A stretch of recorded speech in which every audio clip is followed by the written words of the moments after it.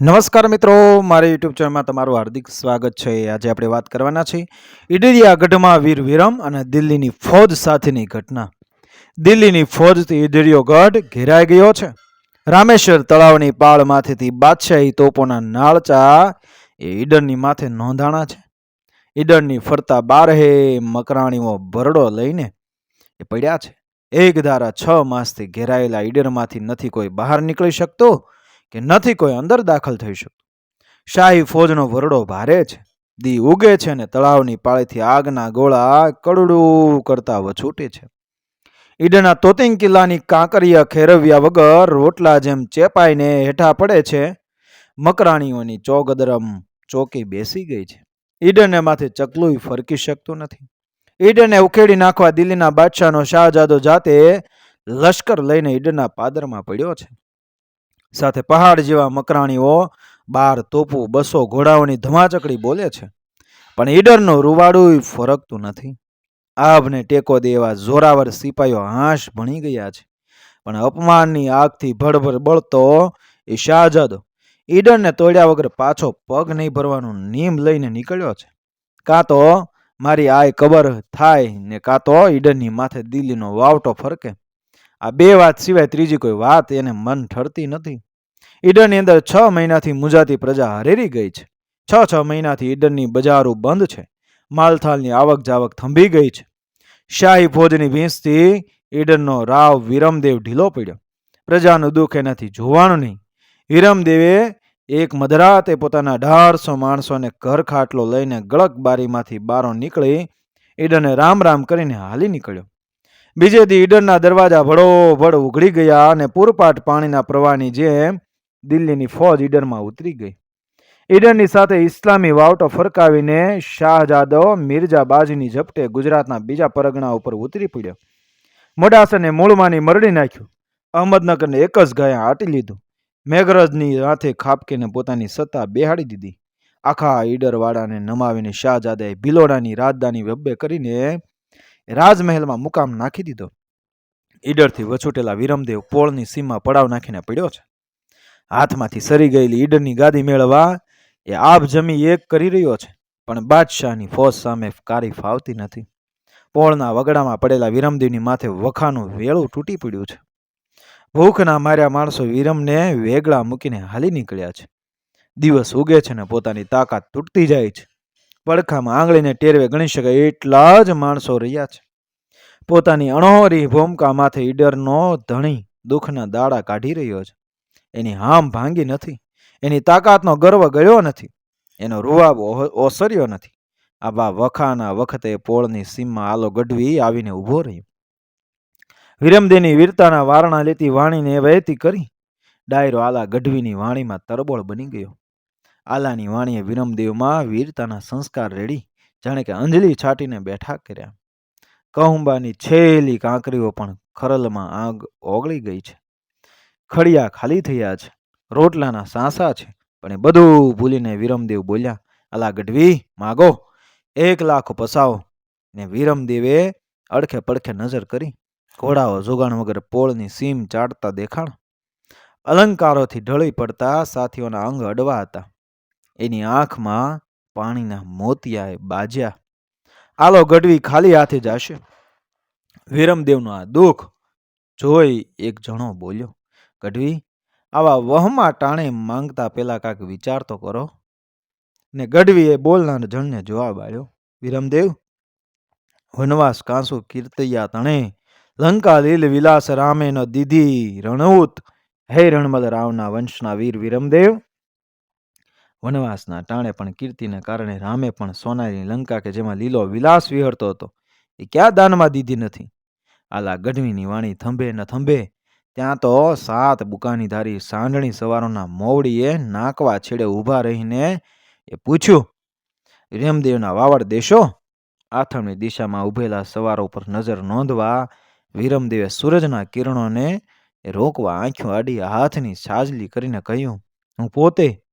ક્યાંનો ડાયરો? 7 સાંઢણી સવાર આગળ વધ્યા। વિરમદેવ પડખે ટપોટપ સાંઢણીઓ ઝુકારીને બોલ્યા, આવીએ છીએ આગેથી ભાઈ। એ તો તમારા દેદાર કહે છે, પણ ઠામ ઠેકાણું ગામ? ફાટેલા લુગડામાંથી ડોકા કાઢતા પોતાના દેહને પાણકોરાની પછડીથી ઢાંકતા વિરમદેવે એક પછી એક સાતેય જણો પર નજર ફેરવી. આવનારાઓના પહેરવેશ અને સાંઢણી ઉપરના કાંઠા ઉપરથી મારવાડ મુલકના એ માનવીઓ લાગતા હતા. ઉદયપુરથી આવ્યા છે, શું વાવડ છે? રાણાજી કેમ છે? ઉદયપુરની વાત સાંભળી વિરમદેવની આંખમાં તેજ ચમક્યું અને એક સાથે બે સવાલો પૂછી નાખ્યા. આવનારની નજર વિરમદેવ ઉપર ફરતી હતી. પછડીથી ઢંકાયેલી કાયામાંથી પણ વિરમદેવનો પ્રભાવ પરખાતો હતો. શું કેન લાવ્યા છો? કેન તો એ કંઈ નથી લાવ્યા. ત્યારે રાણાએ માલ મોકલ્યો છે. રાણાએ કેવું તું ને કે આવડો મોટો દાખલો કરોમાં. દાયરો અજાણ્યા આગંતુકની સાથે વાતોએ વળગેલા વિરમને જોઈ રહ્યો. કોઈ નજીકનું સગું વર્ષો પછી મળ્યું હોય અને માનવીના મોં ઉપર જે આનંદની છોઈ ઉડે એવો ભાવ વિરમદેવના મોં ઉપર આજે મહિનાઓ પછી વર્તાતો હતો. રાવ, અમે તો વેણના ઉપાડનારા, એ તો હુંય જાણું છું, પણ બાદશાહને કાને ગન જાશે તો નાહકનું મારવાડને ઊંડા પાણીમાં ઉતરવું પડશે. રાવના વેણ સાથે જ મારવાડનો સોનાની ચમક્યો. એની આંખો પોળી થઈ, મોં ઉપર શુરવીતા રમવા માંડી. એ બોલ્યો, રાવ, મારવાડમાંથી મરદાનગી મરી પરવારી નથી. થોડી વાર અટકીને એ આગળ બોલ્યો, રાણાનું કેણ છે કે આ રાવ આનાકાની કરે તો મારા ગળાના સમ દઈને માલ પહોંચાડજો.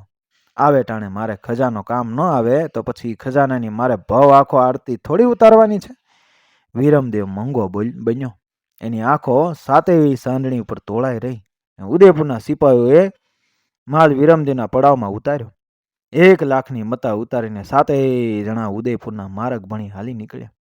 ક્યાંય સુધી વિરમદેવ રાણાના ઉપકારના ઓળાને નીરખી રહ્યો. એ દેખાતા બંધ થયા એટલે વિરમદેવ બોલ્યો કે આલા ગઢવી લ્યો આ ભેટ. સાથીઓએ કહ્યું, રાવ, એમાંથી તો આપણે ઈડરની ગાદી મેળવવાની છે. વિરમદેવ થૂક્યું ગળું તો ગુજરાતની ધરતી અભડાય. એ તો આલા ગઢવીને દઈ ચૂક્યો. એમાંથી એક ભાઈ પણ આપણા માટે અગ્રાજ કહેવાય.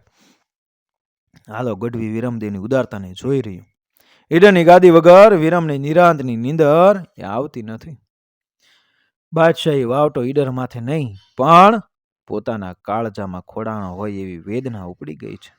એને આ રીતે જીવવું આકરું લાગ્યું. કાં તો શાહજાદો જીવે ને કાં તો હું, એવો નિર્ણય એના અંતરમાં દઢ થઈ ગયો. પોળની પૃથ્વી માથે ઘોર અંધારું ઉતરી પડ્યું છે. આકાશમાં 7 થરા વાદળા એકબીજાને ભેટીને ભીડાઈ ગયા છે. માણાને પોતાની કાયાના અંગો ઓળખાય નહીં એવી મેઘલી જામી ગઈ છે.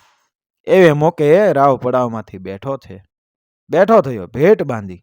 ભેટમાં સોનાની મૂઠવાળી કટાર ખોસીને ખંભે તલવાર નાખી ચૂપચાપ ગોમકાની કાંકરિયા હલે નહીં એવે દબાતે પગલે વડાવમાંથી બારો નીકળ્યો અને ઘોડે પલાણ નાખી ભીલોડાના માર્ગે ચડ્યો. આખરી રંગમાં રંગાઈ ગયેલા વિરમના મનમાં એક જ નાદ ઘૂમવા માંડ્યો છે, કા મારું, કા મારું, કા મરું, કા મારું. હવે બીજો કોઈ ઉપાય નથી. રખડતા ભટકતા જીવતરથી કંટાળેલો વિરમદેવ દીવ ઉગતા તો ભીલોડાના રાજ દરબારમાં બારણે આવીને ઊભો રહ્યો. મિર્જાના મહેલ ઉપર 7 મકરાણીઓના પહેરા લાગેલા છે. માણાને કાચો કરડી ખાય એવા વીણેલા પહેરેગીરની સામે ધડક્યા વગર વિરમદેવ જઈને ઊભો રહ્યો.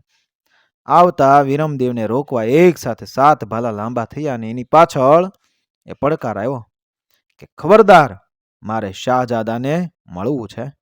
મકરાણીઓની નજર એ વિરમદેવ ઉપર ચોંટી રહી. તેણે સવાલ કર્યો, કોણ છે તું? હું ઈડરનો સિપાઈ.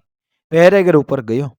રાજમહેલના ઝરૂખામાં આડા પડેલા શાહજાદાને ખબર દીધા કે ઈડરનો એક સિપાઈ મળવા માંગે છે.